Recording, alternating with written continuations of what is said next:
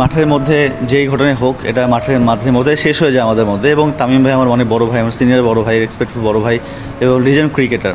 এরকম ক্রিকেটার আসলে বাংলাদেশের আসবেও না আমি জানি, বাট ওনার হিট দ্য মোমেন্ট এটা হয়ে গেছে।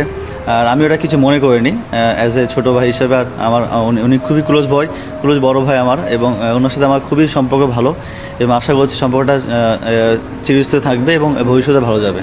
ইনসাইডার ফিল্ড ভাই যা হয় ইনসাইডার ফিল্ডে ভুলে যাওয়া উচিত, এবং আমার কাছে মনে হয় মাঠের মধ্যে যা হচ্ছে না হবে, কী হচ্ছে না হচ্ছে, এটা মাঠের মধ্যে থাকাই ভালো, এবং এটা বাইরে জিনিসটা নিয়ে না নিয়ে ভালো। তো আমার কাছে মনে হচ্ছে মাঠের জিনিস মাঠে থাকাই ভালো এবং বাইরের জিনিস বাইরে থাকাই ভালো।